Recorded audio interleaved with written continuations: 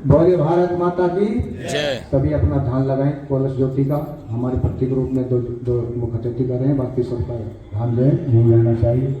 ओम यम ब्रह्म वेदांत विदो वदन्ति परम प्रधानम पुरुषं तथान्ये विश्वोद्गते कारणमीश्वरं वा तस्मै नमो विघ्न विनाशनाय। शांति अभिषेचन। कलश का जल ले लीजिए, शांति पाठ कर दीजिए। शांति पाठ के बाद में सभी भाई बहनों से निवेदन है, सभी को प्रसाद लेकर ही जाना है और सभी प्रसाद लेंगे। हमारे भाई दो प्रसाद की व्यवस्था बना लें। ओम देव शांति अंतरिक्षं शांति पृथ्वी शांतिरापा शांतिरोषधय शांति वनस्पतय शांति विश्वेदेव शांति ब्रह्म शांति सर्वगं शांति शांतिरेव शांति सामा शांतिरेव। ज्योति जलाकर 24 लाख के महापुरुषों संपन्न करके तपस्या की, वो दिव्य ज्योति आपके गांव में आज पहुंची है। साथ ही साथ वंदनीय माता जी की जन्म शताब्दी भी वर्ष भी हम अगले साल में मनाने जा रहे हैं। इसका दिव्य कलश आपके गांव में, पवित्र गांव में पहुंचा है। हम सबका सौभाग्य है आज के इस पावन अवसर पर हमको दिव्य ज्योति एवं कलश का पूजन करने का सौभाग्य प्राप्त हो रहा है। हमारे आदरणीय शांतिवन के हमारे प्रतिनिधि आदरणीय उदय सिंह चौहान आप सबके मध्य में हैं, उनसे निवेदन करूंगा वो कुछ आपको इसका संदेश देंगे। आप लोग ध्यान से इसका उद्देश्य सुने कि क्यों आपके गांव में ये ज्योति कलश यात्रा पहुंची है। आइए ध्यानपूर्वक सुनेंगे।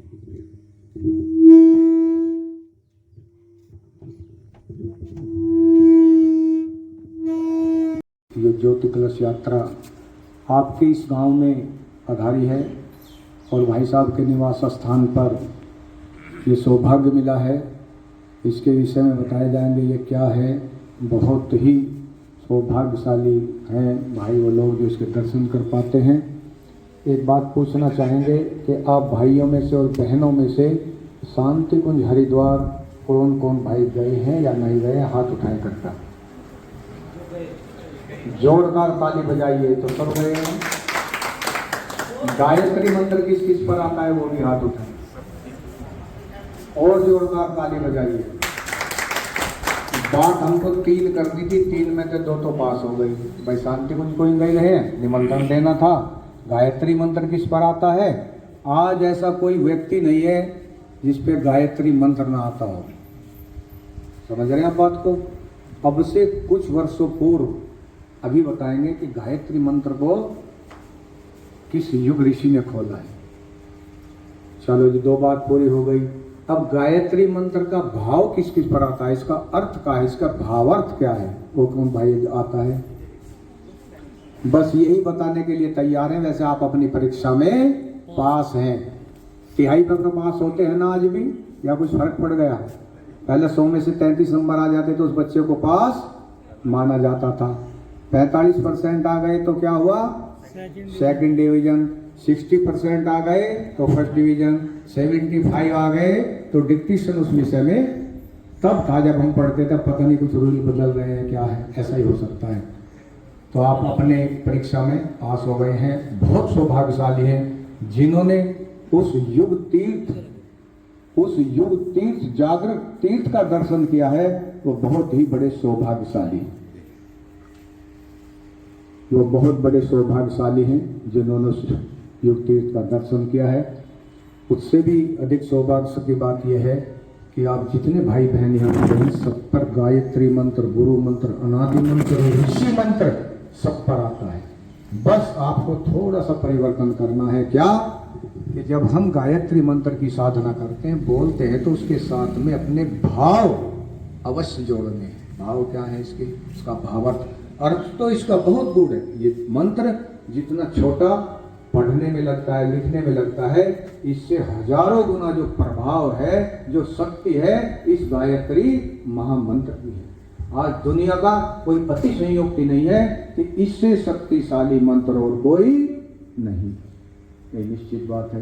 तो गायत्री मंत्र का पहले भाव सुनेंगे, उसके पश्चात गायत्री मंत्र। सीधी कमर करके खड़े होंगे, भगवान सविता देवता सूर्य देवता का आप स्मरण करेंगे, उनका ध्यान करेंगे और प्रार्थना करेंगे कि हे भगवान आप हमको सद्बुद्धि देना। वही भावना इसमें की गई है। आप सब बोलेंगे जब हम बोलेंगे। बोलिए, उस प्राण स्वरूप दुख नाशक सुख स्वरूप श्रेष्ठ तेजस्वी पाप नाशक देव स्वरूप परमात्मा को हम अपनी अंतरात्मा में, अपने अंतःकरण में धारण करें।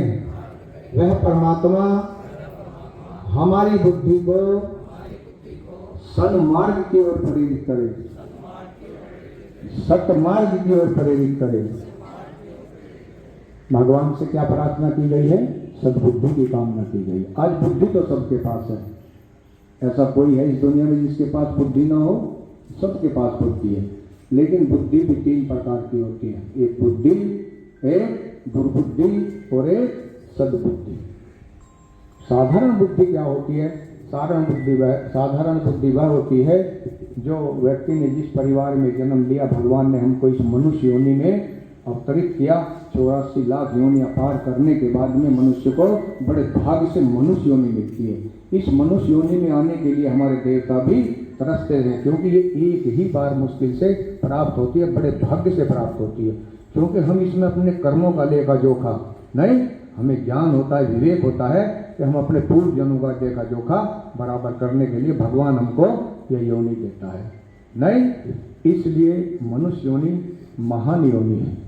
तो गायत्री मंत्र से सद्बुद्धि की कामना की गई है।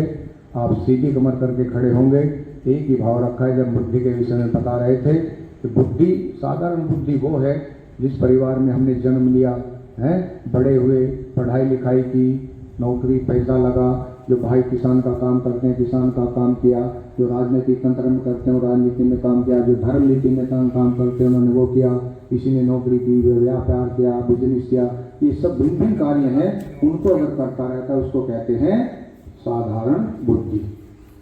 और सद्बुद्धि क्या होती है?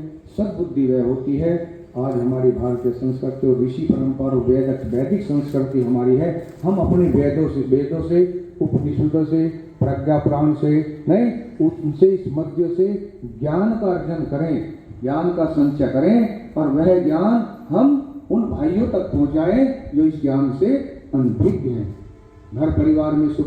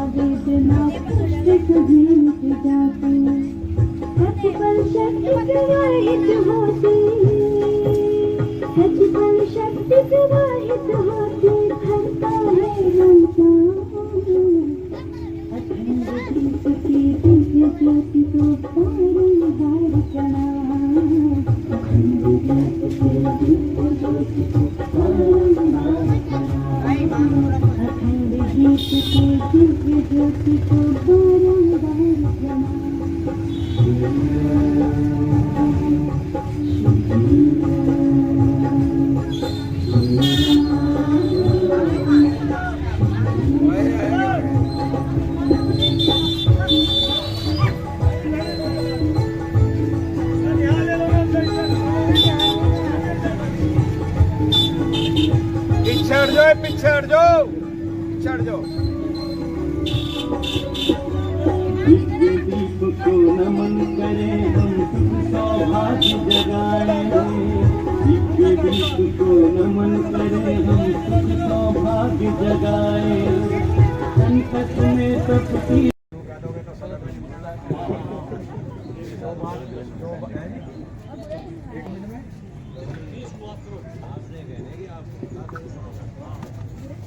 नहीं पता है बात जो कम से कम पहुंचनी चाहिए।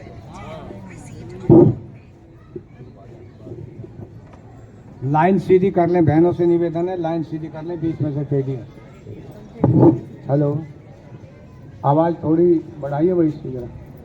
बोले भारत माता की। हमारे जितने भी भाई पीछे खड़े हैं, बराबर में खड़े, उनसे भी निवेदन है कि वो भी सब कोई बातचीत नहीं करेगा बीच में। हमारे कार्यकर्ता रथ के साथ हैं या यहाँ के हैं, सब एक सीधी लाइन बना लें, बीच में रास्ता छोड़कर सीधी लाइन बना लें। वो भाई भी कृपया निवेदन करेंगे, सामने खड़े हो जाएंगे तो अच्छा लगेगा। ये जो आपकी फोटोग्राफी हो रही है यूट्यूब पर, ये जाएगी, शांति कुंज जाएगी, तो इधर उधर खड़ा ना आए।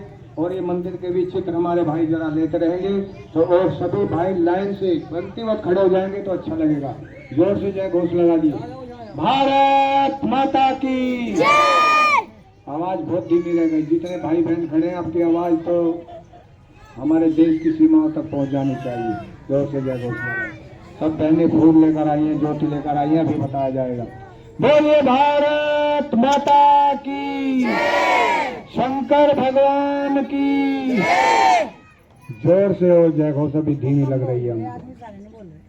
बोलिए माता शाकुंभरी देवी की, शंकर भगवान की, दुर्गे मैया की, सरस्वती मैया की, काली मैया की, सभी देवी देवताओं की, और जो बहन भाई इस कार्यक्रम में आए हैं उनकी भी, और जो हंसते क्यों, जो नहीं आए उनकी भी।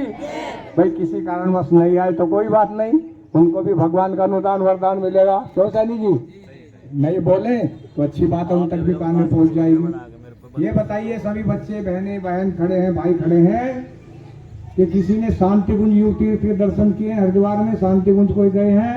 हाथ उठाए जोर से ऊपर को, जोरदार ताली बजाइए। बहुत गई है बहने वाला। और गायत्री मंत्र, महामंत्र, गुरु मंत्र किस किस पर आता है वो भी हाथ उठाएं। ये कहां से सीखा आपने? शांति कुंज नहीं गए तो गायत्री मंत्र तो शांति कुंज ने ही इसको खोला है, पूज्य गुरुदेव ने इसको हर व्यक्ति के लिए खोला है। पहले कलंकित मंत्र था, एक ही विशेष संप्रदाय का व्यक्ति के सिवा कोई जप नहीं कर सकता। लेकिन पूज्य आचार्य गुरुदेव जिनका फोटो देख रहे हैं, पूरी देश दुनिया हर मानव के किसी भी धर्म संप्रदाय का हो, उसके लिए गायत्री मंत्र बुद्धि का मंत्र है। ये किसी धर्म संप्रदाय का मंत्र नहीं है, भगवान से एक चीज की कामना की गई और वो है सद्बुद्धि। सद्बुद्धि को तो सभी को तो चाहती है ना, या किसी को नहीं चाहती? और दुर्बुद्धि का किसी को नहीं चाहिए, और बुद्धि तो सबको ही है। नहीं कोई बात नहीं, सीधी कमर करके खड़िए, गायत्री मंत्र का भावार्थ बोलिए। बोलिए उस प्राण स्वरूप, दुख नाशक, सुख स्वरूप, श्रेष्ठ, तेजस्वी, पाप नाशक, देव स्वरूप परमात्मा को हम अपनी अंतरात्मा में धारण करें। वह परमात्मा हमारी बुद्धि को सतमार्ग की ओर चलाए, सन्मार्ग की ओर चलाए, विवेक के मार्ग की ओर चलाए।